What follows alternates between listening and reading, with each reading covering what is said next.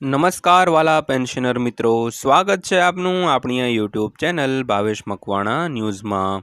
તો બધાને જય શ્રી કૃષ્ણ, જય માતાજી, હર હર મહાદેવ। તો મિત્રો, આજની તારીખ 14/6/2025। તો પેન્શનરો અને સરકારી કર્મચારીઓના 18 મહિનાના બાકી ડીએ એરિયર્સ અંગે આજે આવી છે એક મોટી અપડેટ।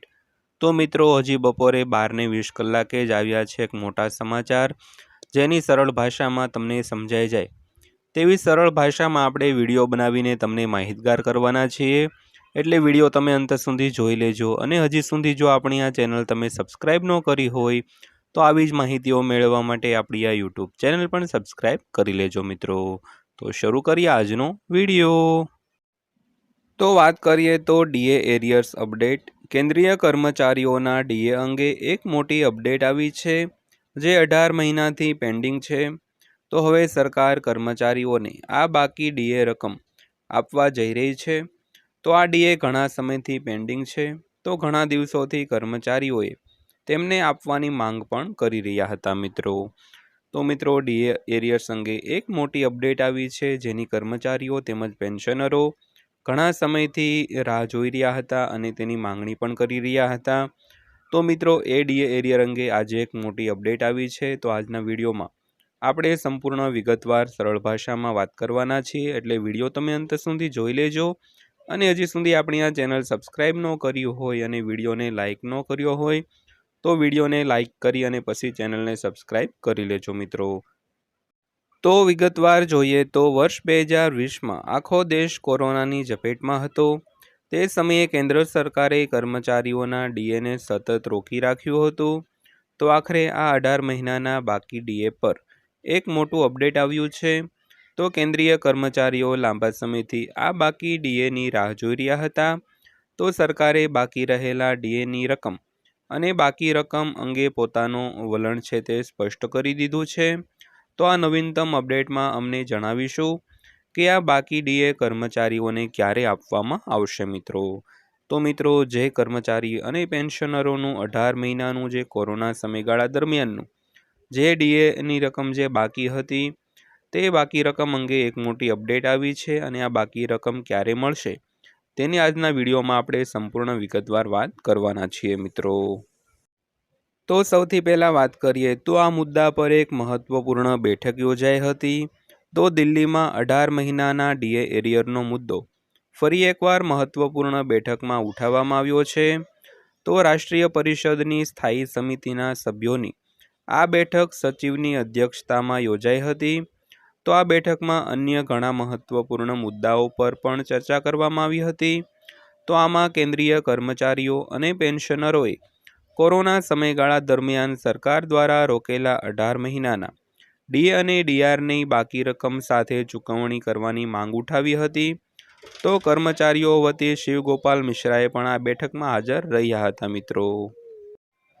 ત્યારબાદ વાત કરીએ તો મીટિંગમાં દલીલ કરવામાં આવી હતી। તો બેઠકમાં કહેવાયું હતું કે સરકારે માર્ચ 2020થી જૂન 2021 હજુ સુધી ડીએ અને ડીઆર આપી નથી।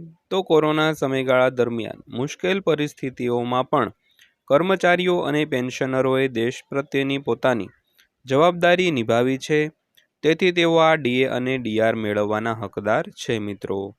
તો મિત્રો, જ્યારે કોરોનાનો કપરો કાળ હતો ત્યારે તે સમય દરમિયાન પણ સરકારી કર્મચારીઓ અને પેન્શનરો પોતાની ફરજ છે તે ભૂલ્યા ન હતા અને આવી જે કપરી પરિસ્થિતિ હતી તેમાં પણ પોતાનું કામ નેકદિલીથી કર્યું હતું, તેથી તેઓ આ ડી અને ડીઆર મેળવવાના સંપૂર્ણપણે હકદાર છે મિત્રો। તો ત્યારબાદ વાત કરીએ તો સરકારે પોતાનું વલણ સ્પષ્ટ કર્યું છે।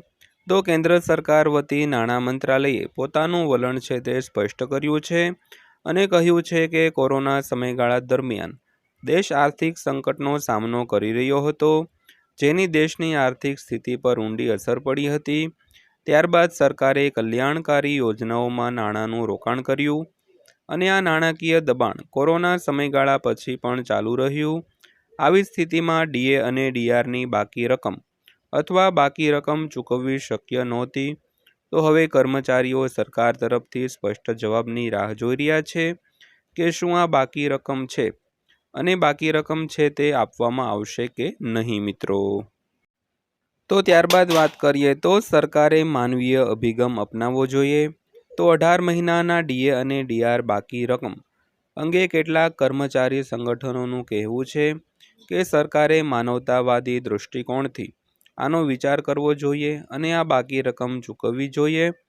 તો બેઠકમાં આ મુદ્દા અંગે કર્મચારી પક્ષ તરફથી નારાજગી જોવા મળી હતી મિત્રો. તો ત્યારબાદ વાત કરીએ તો 8મા પગાર પંચની રચના અંગે અપડેટ. તો આ બેઠકમાં 8મા પગાર પંચની રચના અંગે પણ ચર્ચા કરવામાં આવી હતી. તો કર્મચારી પક્ષે જણાવ્યું હતું કે નવું પગાર પંચ હજુ સુધી રચાયું નથી, તેમાં વિલંબ થઈ રહ્યો છે, તેથી તેની અસર કર્મચારીઓ પર પડશે. તો બેઠકમાં તેને જલ્દી રચવાની માંગ પણ કરવામાં આવી હતી. તો ત્યારબાદ વાત કરીએ તો નવા પગાર પંચની પ્રક્રિયા ટૂંક સમયમાં પૂર્ણ થશે. તો 8મા પગાર પંચની રચના અંગે સરકારે કહ્યું છે કે કેટલાક સભ્યોની નિમણૂક માટેનું જાહેરનામું બહાર પાડવામાં આવ્યું છે અને અન્ય પ્રક્રિયાઓ પણ ચાલી રહી છે. તો ટૂંક સમયમાં આગળની પ્રક્રિયા પૂર્ણ થશે. તો આ પછી કર્મચારીઓને આશા જાગી છે કે નવા પગાર પંચની ભલામણો 1 જાન્યુઆરી 2026થી લાગુ થઈ શકે છે. જો કે આમાં વિલંબ થાય છે તો કર્મચારીઓને બાકીની રકમની પણ અપેક્ષા છે મિત્રો. તો ત્યારબાદ અંતમાં વાત કરીએ તો કર્મચારીઓને આ યોજનાનો લાભ મળશે.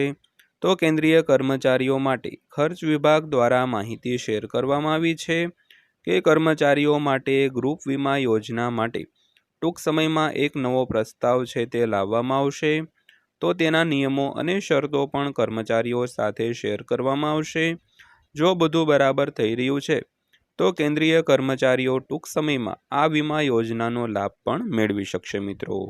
તો મિત્રો આ ત્યાજની માહિતી પસંદ આવી હોય, વિડીયો સારો લાગ્યો હોય તો વિડીયોને લાઇક કરજો અને આવા જ વિડીયો જોવા માટે આપણી આ યુટ્યુબ ચેનલ પણ સબસ્ક્રાઈબ કરી લેજો. તો ફરી મળશો આવા જ એક નવા વિડીયો સાથે, નવી માહિતી સાથે. ત્યાં સુધી સૌને જય હિન્દ, વંદે માતરમ.